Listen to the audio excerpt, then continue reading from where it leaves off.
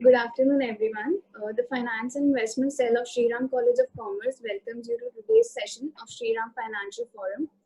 We are honored to have among us our guest of honor, Shri Rupinder Singh Sodhi. We welcome you, sir. We also welcome our teacher in charge, Ms. Saroj Joshi, and other faculty members and the students. Mr. Sodhi is the Managing Director of Gujarat Cooperative Milk Marketing Federation Limited and Amul India. After completing his bachelor's degree from College of Technology and Agriculture Engineering, Udaipur, he joined the Institute of Rural Management, Anand, for his MBA. Mr. Sodhi has been associated for Amul since 1982 and started his career as the Senior Manager Sales in Amul. As he headed the marketing and sales function of Amul for more than 2 decades, he has spearheaded their highly innovative and widely acclaimed marketing campaigns such as promoting milk as world's original energy drink, Eat Milk campaign motivating Indian youth to include dairy products in every meal, and Amul Doodh Peeta Hai India. He has been instrumental in launching more than 50 new products during his tenure as the managing director in the last 6 years. He has also spearheaded digital marketing and social media marketing innovations in Indian dairy industry to ensure that the younger generation of India enhances consumption of milk and dairy products. His contributions to Amul have been phenomenal. He made sure that even the remotest part of the nation are covered in the distribution system. The distribution network of the organization is enhanced and more people could be gainfully employed. He also brought the milk cooperatives of West Bengal, Maharashtra, Rajasthan, and Uttar Pradesh under the purview of Amul, which was earlier limited to Gujarat. This has helped Amul to consolidate its presence in a wide range of geographical terrain and also integrated these parts of the country. Sir has achieved so much that his list of achievements never ends. All in all, we can say without a doubt that he has been the man behind Amul's success. I would now like to invite our faculty advisor, Ms. Saroj Joshi, to welcome everyone. Thank you, Soumya. Good afternoon, all. I, Saroj Joshi, on behalf of Finance and Investment Cell, Shriram College of Commerce, welcome you all to the session on the topic Role of Dairy Industry in Reviving the Indian Economy post-COVID-19. And it is giving me immense pleasure to have Dr. R.S. Sodhi, Managing Director of Amul amongst us. Thank you so much, sir, for taking out your time out of your busy schedule. And it's really an honor to have you amongst us. I welcome you, sir. Now I request you to kindly take over the session and enlighten us with your thoughts. Over to you, sir. I welcome you. Yeah. Thank you, Soumya. Thank you, Professor Saroj Joshi ji. Good afternoon, all the students and faculty of India's most prestigious college, Shriram College of Commerce, Delhi. I remember in my IRMA days, first batch IRMA, I had 2 students from your college, my very dear friend, Sukhvinder Singh Arora and Shiv Nanda. Both are in USA and they were very brilliant. So my image when I am talking to you is image of them because they were really par excellence. Okay. So first of all, the topic which we have chosen is the revival of Indian economy through dairy industry post-COVID. First, let me clarify to all the participants, do not expect any new normal, a lot of changes post-COVID. I mean, I know during COVID, economy has been impacted and affected. Different sectors of economy have been affected in different way. Best is our sector, food, no impact, and worst is travel. So it will take time depending upon the type of, 0, 3 months, 6 months, 1 year, but there's nothing like new normal, and industry will work normally. So let us be very optimistic. Nothing is going to happen too bad or for any industry. But there will be a lot of opportunities for the industry to lap up and also to take up this thing. So first of all, let me take about dairy. When I'm talking about opportunity in dairy sector, first let me give you the context. What is dairy? You see, dairy is an important part of food, and during COVID, we must have realized the importance of food. I mean, right from morning to the evening, night, dinner, the one topic which was everybody's I mean, home or everywhere, it was the food. Subah ko kya khana hai, what to eat in the lunch, breakfast, dinner, who will cook what recipes, which YouTube, which site, or what ingredients to buy. So food was prime importance.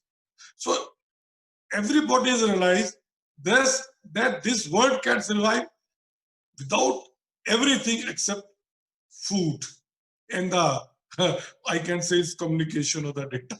So we have realized the importance of these two things. And besides we talk about lockdown barriers about doctors, paramedical, police. I think the farmers are the also one very important part of lockdown barriers or COVID barriers, because they provided us fresh food without any interruption and also without any increase in prices. I mean, if you imagine if the food have not been available, there would be right, nobody would observe lockdown. Now, in the food, dairy is most important. In average, in Indian spend about 20% of its whatever food spent is on the dairy. So, if I tell you the size of the sector, you'll be very astonished. I mean, let us talk, because you people are finance or commerce background. Whatever India's 3 trillion GDP, we know 14-15% is contributed by the agriculture. And in agriculture, around now 30% is contributed by the animal husbandry sector. And we know contribution of agriculture is reducing year by year, but contribution of animal husbandry sector in Indian GDP as well as the agri sector is growing. Today it is 4.4% of India's GDP is around animal husbandry sector. So it is around 11 lakh crore. And out of that 11 lakh crore, 8 lakh crore is dairy only. It is the largest crop. And it is the, if you take wheat, paddy, pulses, all put together, animal. And right now in India, around 10 crore families are dependent on animal husbandry sector. And the advantage of Indian dairy sector or difference with our dairy sector with the other developed dairies like Europe, USA, New Zealand, Australia is our dairy sector is in the hands of small farmer. Average farmer is 2 to 3 animals. When you take about, when you're talking about 10 crores, so around 2 to 3 animals, each farmer is having. And efficiency of dairy supply chain is the best in the world. I'll give you just one figure you like. In USA, farmer gets only 36% of what consumer pay in these cities. It used to be 50%, about 20%, but day by day, farmers' share is reducing. In case of Europe, UK also it is around 38%. So is the most of the country it is 1/3. But India, farmers get around 70 to 80% what consumer like you pay in Delhi or Bombay, 70% to 80% depending upon which player, etc. Like in case of Amul, 80% farmers. So most efficient supply chain of dairy. That is why you'll find that most of the world big player dairy who had come to India, they could not survive because they are not able to compete with the existing Indian supply chain. Now coming to the supply chain of Amul, so that you can consider that during COVID, Soumya mentioned that we were lucky to have milk and other thing without any interruption. So reason is, you see, our dairy supply chain is complex and different from the other types of supply chain. So our supply chain, we call it C2C, cow to consumer. It starts with, in case of Amul, 36 lakh farmers who are a member, and each having 2 to 3 cows of buffalo. And imagine, I mean, lockdown is there for you, me, and everybody, or even farmers. But there was no lockdown for cows and buffalo. Even if we wanted to stop, we can't stop it, but they'll continue to give milk. So our supply chain did not stop for a single minute. In fact, we got all the support from local administration, Ministry of Home Affairs, when they declared that milk is essential. So not for a single minute.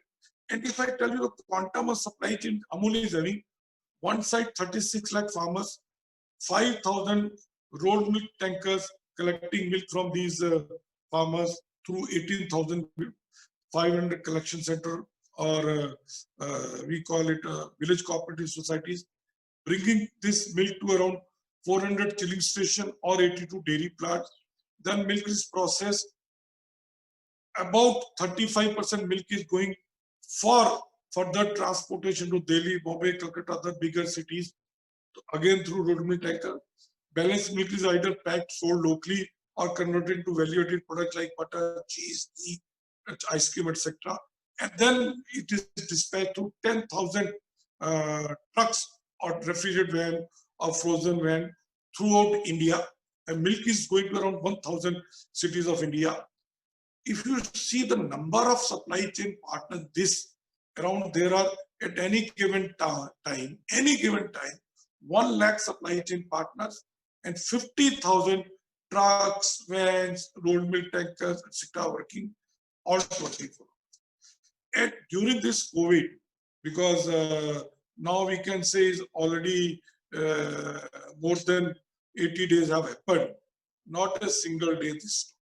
Everybody worked, whether on the road, out of home, in warehouses, in the plants, in the trucks. And that is why we continue to provide very essential part of food to every citizen of India.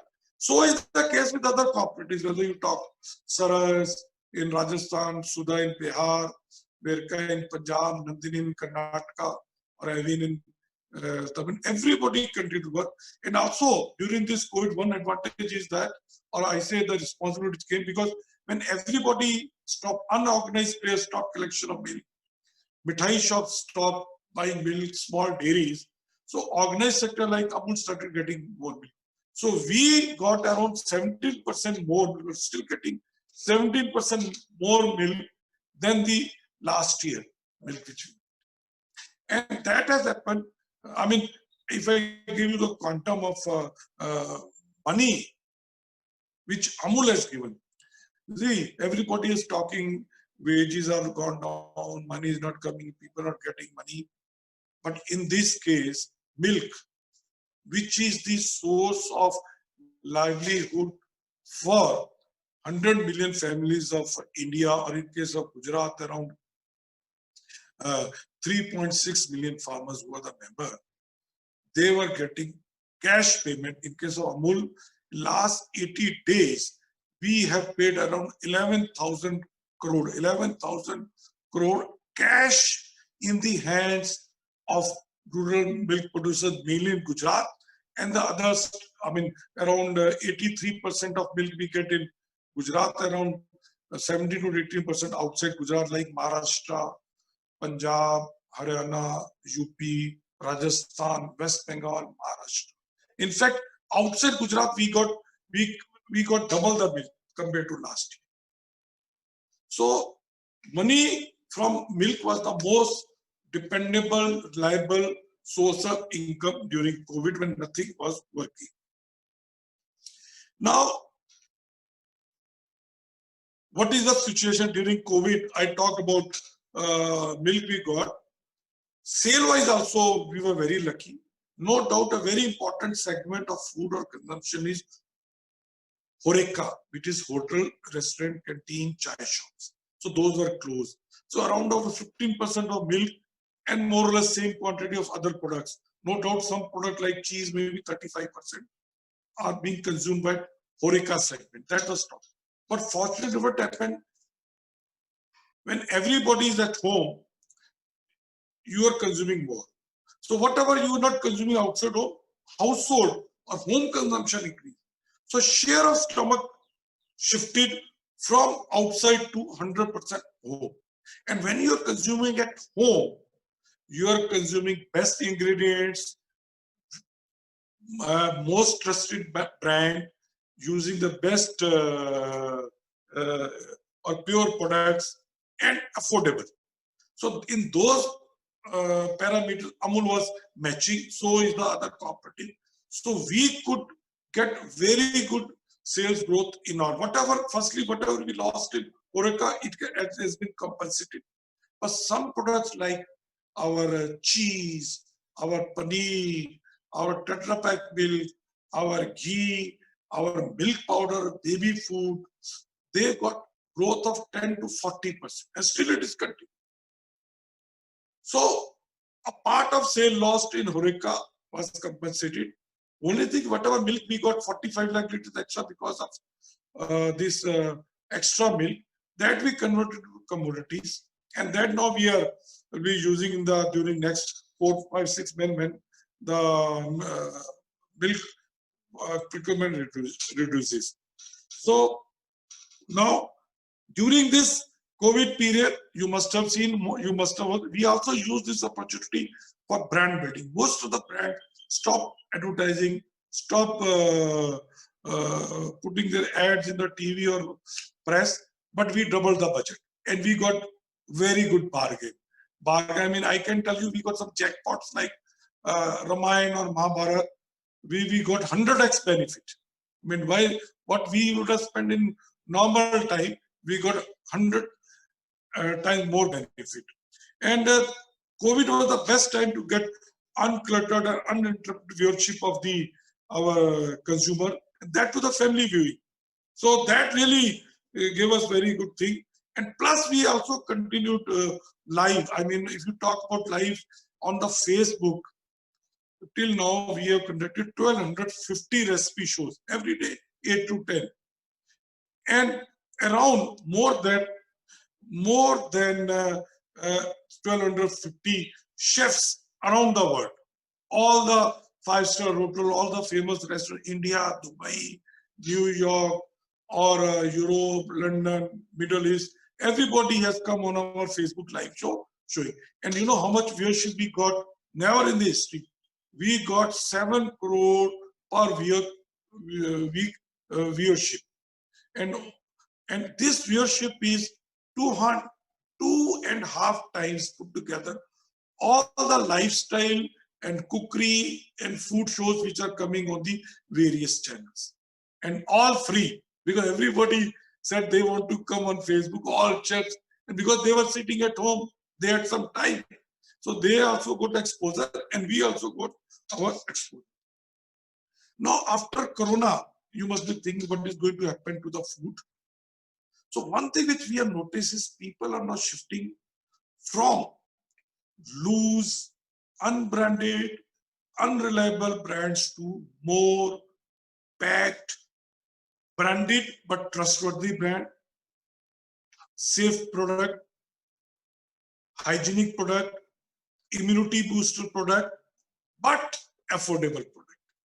And that is very good for Indian food products. When our Honorable Prime Minister vocal for local, they very much fit into this.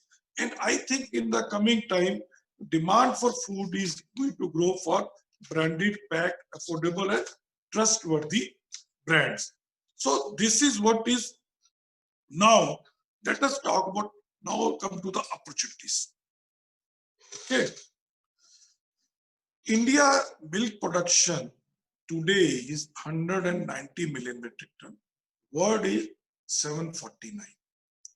World is growing at slightly less than 2%. India is growing in milk production at the 5%. So whatever growth in India coming, around 50% is contributed by India. Most of the world dairy-rich countries, Europe, USA, New Zealand, Australia, they are self-sufficient and they are dependent on export. Indian market, I give you this data is very important for you. Just imagine, and that is also very, very true when our Prime Minister said that Atmanirbhar banna hai. I'll relate with that. Prime Minister said Atmanirbhar humko banna chahiye. Everybody would have laughed ki, or must be laughing now, कि आप कैसे आत्मनिर्भर बन सकते हैं? We are importing lakhs of crore of rupees energy, lakhs of crores of this electronics and electricals, minerals, even 70,000 crores of edible oil. But let me tell you, just if I take you back mid-70s, same was the seen in dairy sector. Our milk production was stagnating since independence. 20 million metric ton. Population was growing, and we were dependent on imports, and deficit was increasing. In mid-70s, our farmers, policymakers, and political leadership decided that we have to become self-sufficient. And what they did? Nothing. They already had a very successful Amul model at Anand. So they replicated that Amul model all over India through National Dairy Development Board, which Dr. Varghese Kurian only formed. And by mid-90s, India not only became self-sufficient, but also world's largest producer. I mean, mid-70s, we were 1/3 of USA, 1/8 of Europe. You know what we are today? We are double than USA and 25% more than the Europe. Mid-70s, our per capita availability was only 110 gram per person. Today it is 400 gram per person, in spite of population multiplying 2.5 times. And in India, when I said 8 lakh crore is the total milk crop, out of that, whatever milk is produced, 40% is retailed by the farmers. Remaining 60 is coming to the urban sector or the consumption within the rural. But out of that, 2/3 is still unorganized. 1/3 is only coming to the organized sector like Amul or other cooperatives or other private players, which is around 2 lakh crore. So total milk consumption is growing at the 5%, but organized sector or branded sector is growing at the rate of around 12%.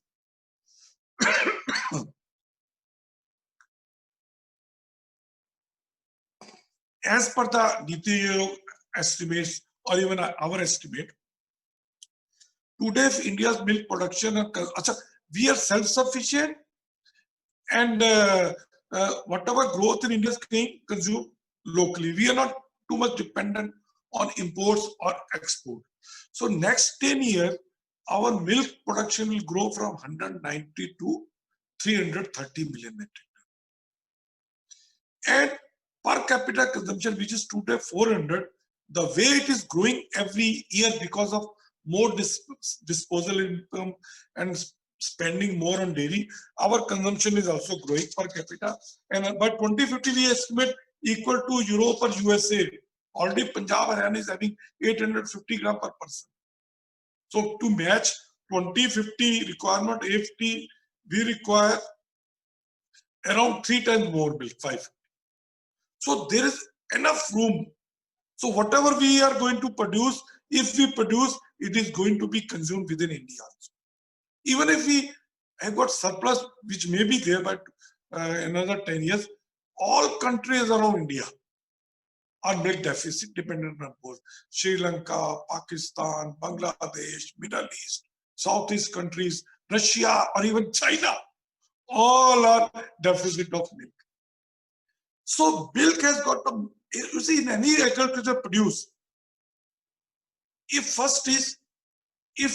you produce and consume domestically, farmers or producers are less vulnerable to the price fluctuation in the markets or in the world market.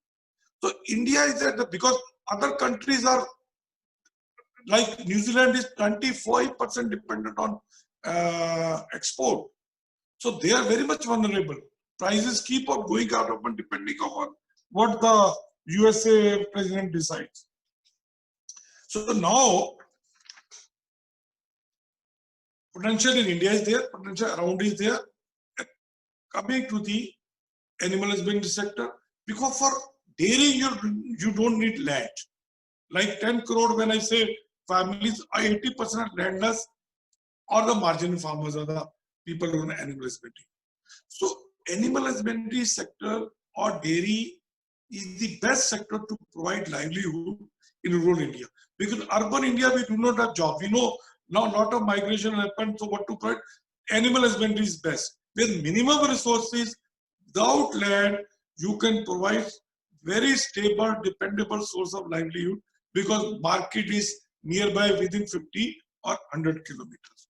Now, question is coming that what are the, in these shape, what are the opportunities and what are the threats?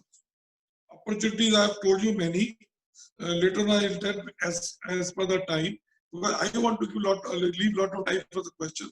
So the biggest challenge which dairy sector, agriculture sector is facing is the next generation is not ready to work in the rural India.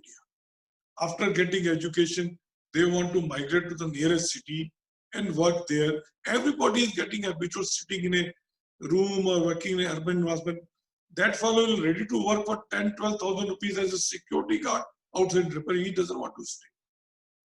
Because working in rural India is not glamorous, not cool, all what you say, contemporary.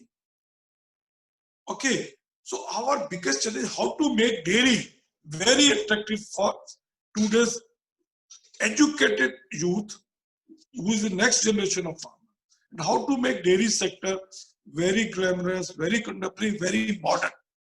So for that, what we are proposing is making modern, like using milking machines, making good sheds, automatic milking systems and other things, and computerized system for feeding and modern system of artificial insemination and other thing.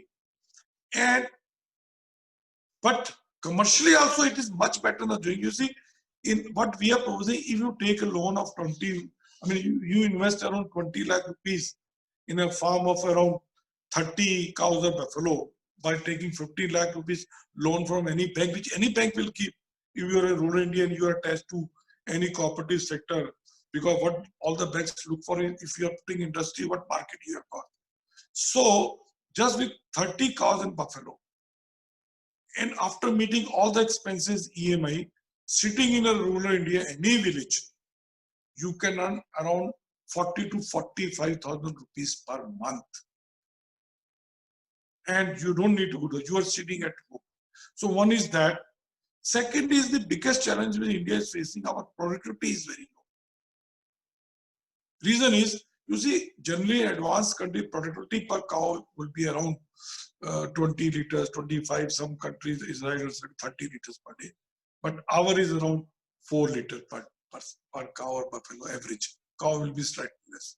Reason is simple, because our model is low input, low output. We feed to our animals what is left over after human consumption. So what is required? We can't afford more number. I mean, you must be reading a lot about stray animals moving around. We already got 200 million cows and 100 million buffalo, 300 million. So we can't. So what is required is more productivity per animal. And that is possible by better feeding, better breeding practices. And we are working on that. National Dairy Development Board, Government of India is working on to improve the better feeding practices as well as the better breeding practices by going for lot of improved breeds and sex semen, etc. Also. Third biggest challenge, I think, which will be interest to the, and especially post-COVID, it has become very, very important. You see, when we are talking that we are looking for opportunity, so is the world.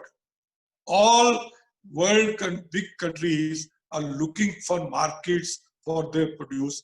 In this case, agriculture, because India is one of the world's biggest food market, fastest growing market. So whole world is eyeing India. So what is required is post-COVID, when people come to me, what exports market we can look into post-COVID and how to explore India export food. I say leave aside, sir, you please protect Indian market from all these free trade agreements. Because after this COVID, lot of big countries, rich countries are going to put lot of direct, indirect, lot of luring and lot of carrots to Indian policy makers to allow India concessional rate duty or imports of food products or dairy products. So we have to continue to advocate, lobbying Indian policymakers not to allow imports of food at zero. I mean, in India, food is allowed. Dairy is allowed. There's no, like most of the countries, they don't allow, we allow. But there are duties. I mean, lastly, last moment, our Honorable Prime Minister had withdrew from the RCEP. And what was that? When a dairy represented very aggressively represented that you want to allow New Zealand. In New Zealand, there are 10,000 farmers who are in business. In India, we got 100 million farmers. For them, dairying is source of livelihood. So you want to compromise livelihood for the business of rich farmers. So I'm very happy the government understood and they agreed not to get into the agreement of not only for dairy, for every other produce. Second is other challenge is how to, everybody is talking cow milk advantage. I agree, cow milk is important, but that is, see, but we have to see what way we have got different, what differentiation which we got, what competitiveness we have got which nobody in the world. So we have got buffaloes. लोग कहते हैं मेरे पास माँ है, हमारे पास भैंस है. In world में किसी के पास नहीं. And buffalo milk is more delicious, more sweeter, more nutritionally because it's got more calcium, more fat, more protein than any other type of milk available. So how to make in India and world over the advantage, like people talk about Italian mozzarella cheese or pomegranate or other thing or French wines, we can take, why not have buffalo butter, buffalo ghee, buffalo cheese and so on.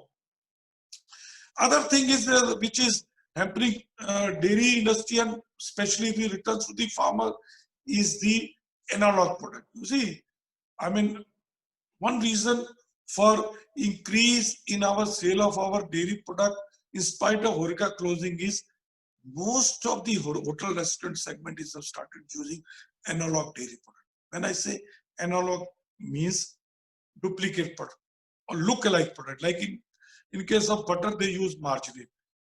Cheese, most of the, even up to the middle class restaurant are using the real. They use vegetable oil made cheese, which is cheese analog.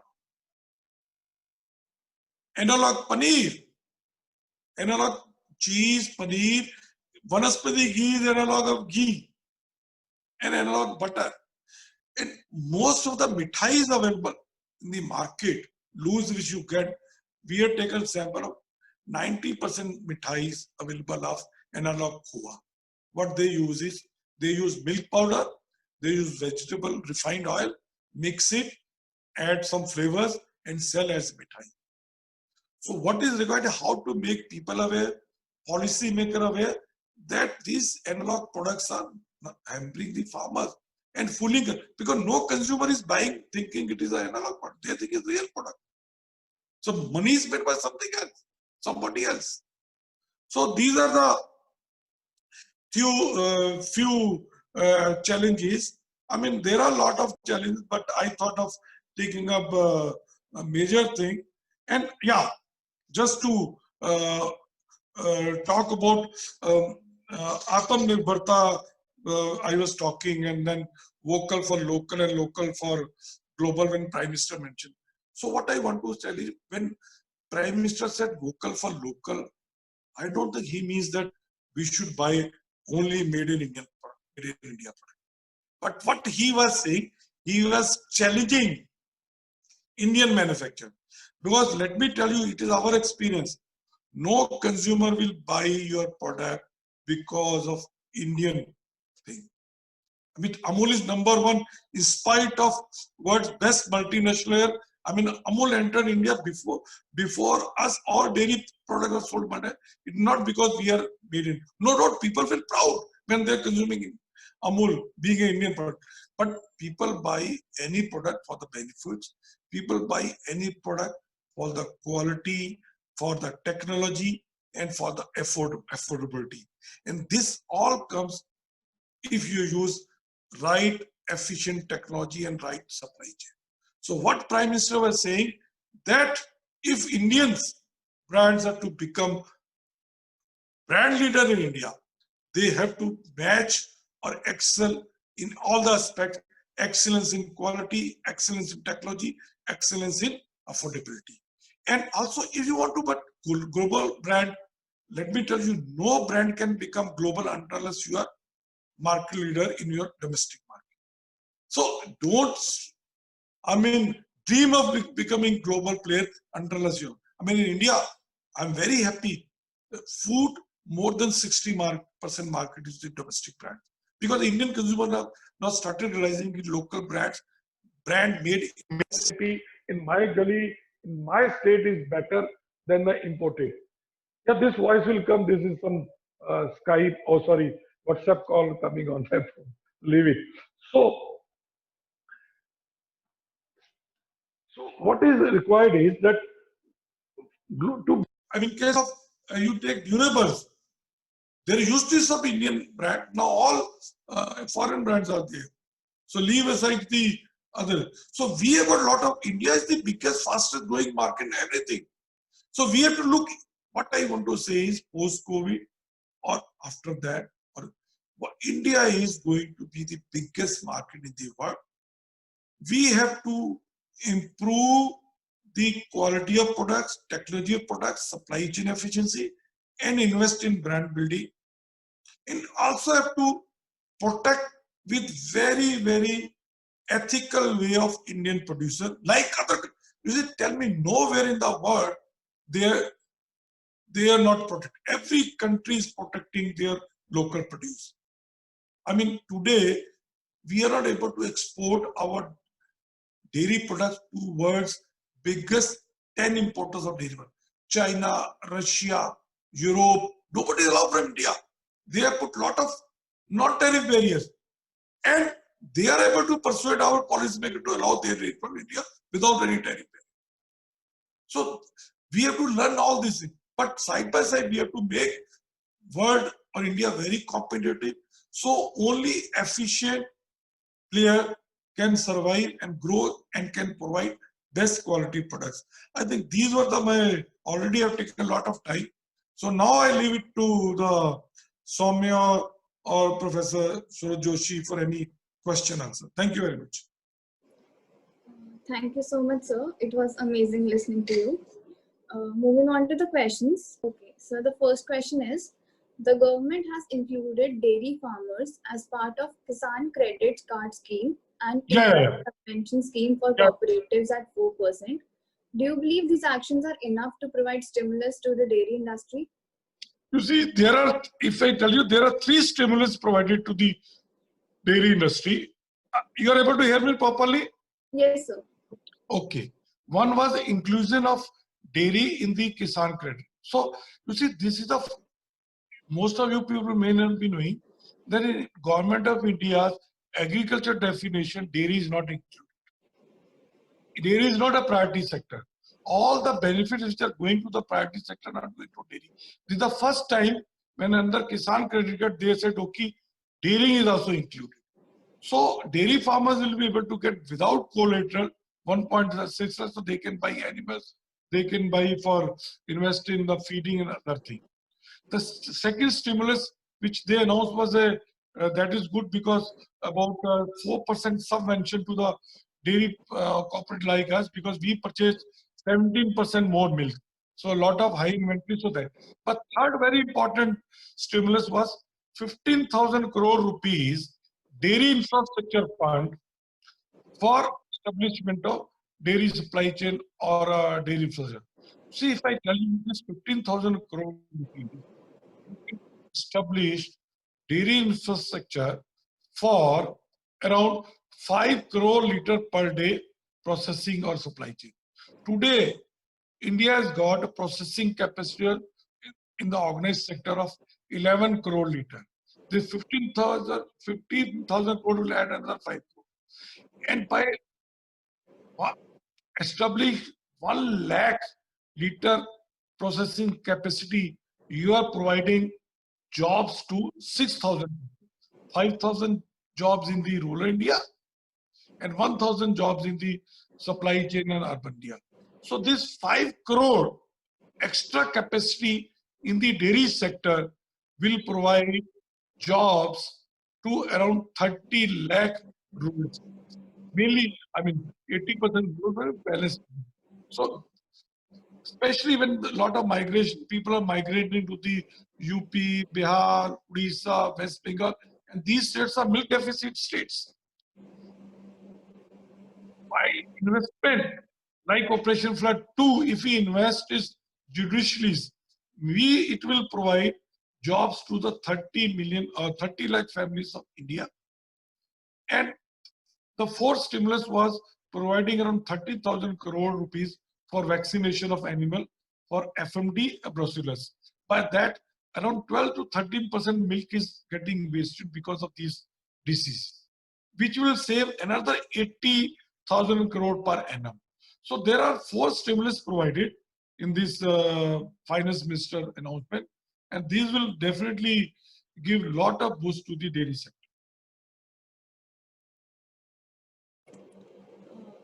Okay, sir. Moving on to the second question. A survey by Food Safety and Standards Authority of India found that a huge proportion of milk produced in India did not meet the food safety standards. Therefore, do you think that a second white revolution is needed to shift the industry's perspective to quality instead of just quality improvements? Yeah, you are right. See, first, let me tell you. Actually, one has to read within the lines also. When the FSSI said that 70 or whatever percentage is not meeting the food standards, it is true, and I'm telling you in India. But it is, if you see that report in detail, not a single sample like in Gujarat was added with any unhealthy. You see, what they are saying is basically, especially the loose milk soda, if product not meeting the fat standard, I mean, instead of 6% fat, it is 5.9, so it is not meeting the FSI. Or if somebody is added water in the milk because to dilute, they say it is not meeting the standard. So most of the samples were not unhygienic or unsafe, but not meeting the quality standards, means not exact standards of cow milk standards or buffalo milk standards as meeting. But I definitely agree the India adulteration needs to be checked, and that is where investments are required.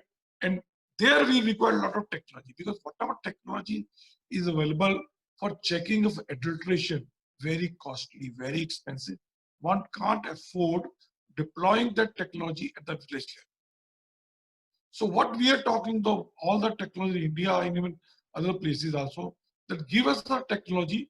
We want affordable technology, but number is large. People, other countries, they buy few hundred or few thousand. We'll buy few lakhs of testing equipments if it is made affordable. Today, to check one adulteration, the testing machine is 4 lakh rupees. And still it is not able to check all that tests. The best machine is 80 lakh rupees. So what we are saying, if you get machine within 30, 40,000 rupees, we can buy few lakhs and put it across all the villages, and you can check the quality of the village.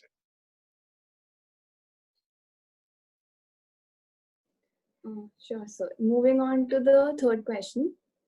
There has been an upsurge in the demand for ultra heat treated milk and milk cartons and cottage cheese. How can this opportunity be capitalized upon?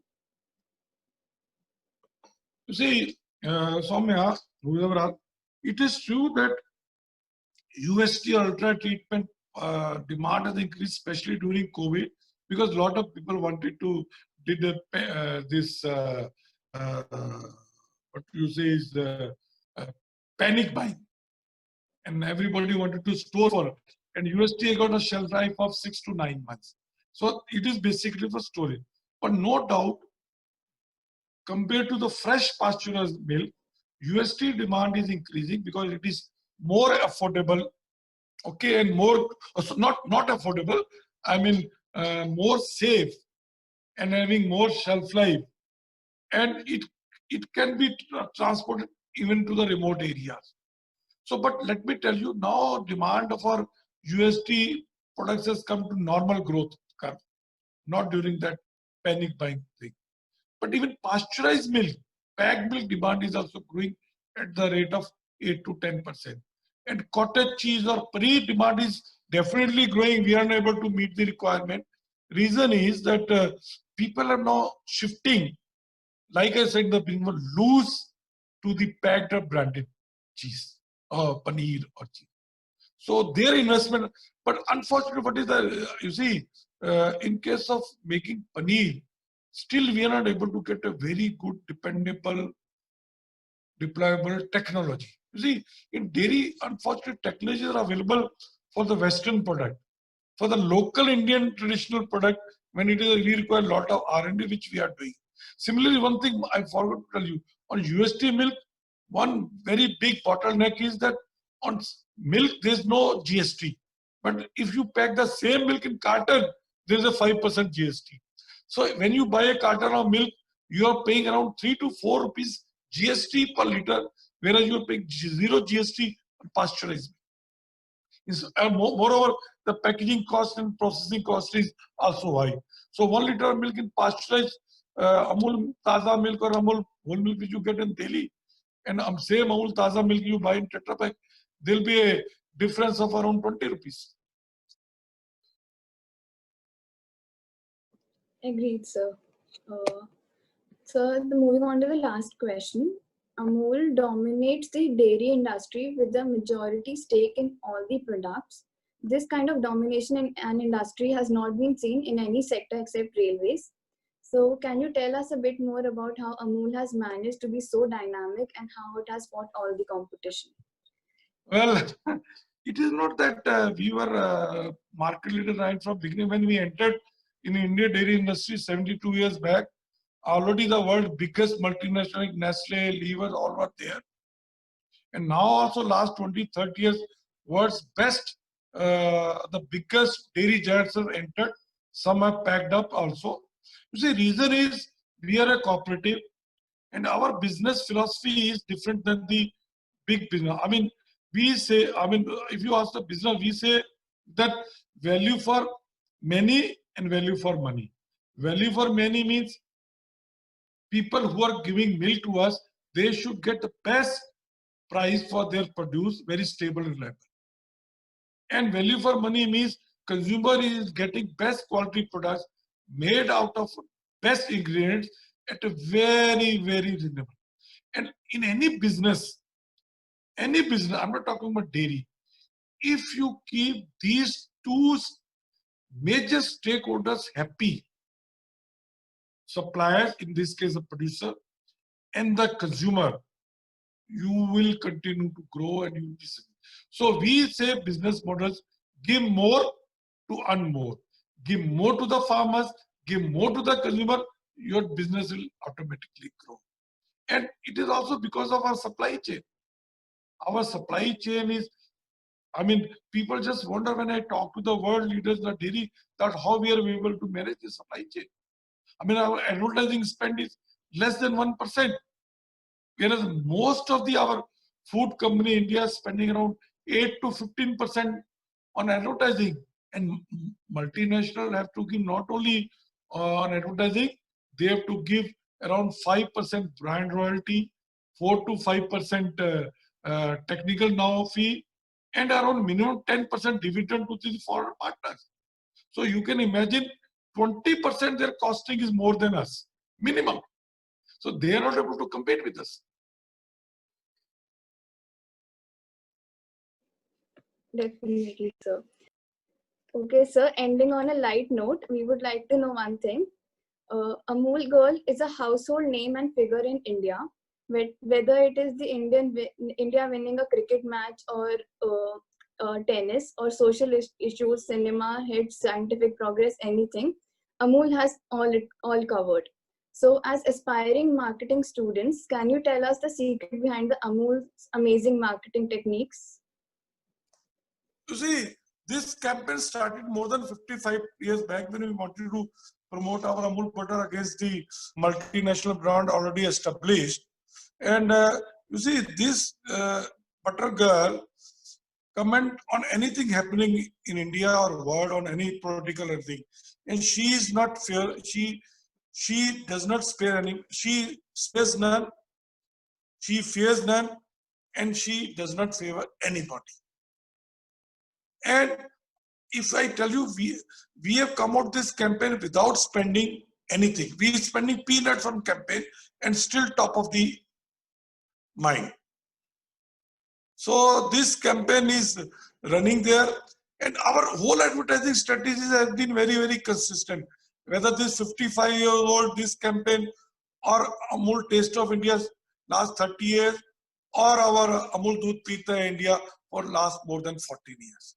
So Amul, if you ask me in one word, Amul business strategy is consistent. Consistent in product recipes, consistent in our communication, consistent in our leadership, and also consistent manpower. Like I'm working for 38 years in my first job, so is my team. Everybody is on their first job. I mean, for the youngsters like you, today is very surprising. People want to shift every 2, 3, 4 years. Here people are on their first job. So this is the reason. So we are done with the questions. And Okay, thank you. Okay, so as the session draws to an end, I, on behalf of Finance and Investment Cell of SRCC, would like to extend my heartfelt gratitude to Mr. R.S. Sodhi, who took out his time from his schedule to share his insights with us. I would also like to thank Ms. Saroj Joshi for all her support, and the professors of SRCC and all in attendance for today's session. Now, thank you for making this session a huge success. I would now like to invite Ms. Saroj Joshi to extend a vote of thanks from Team FIC. Thank you, Soumya. Thank you so much, Sodhi sir, for such an insightful and a wonderful session. It was lovely listening to you, and thank you for sharing all the insights for the topic. And I think we all have benefited a lot from your thoughts and your insights on the sector. And thank you for taking your time out for us. I would also like to thank my FIC team for organizing the session and all the participants for being with us. Thank you all, and thank you so much, sir. Thank you, Professor. Thank you so much. Thank you very much for organizing. Thank you. Thank you.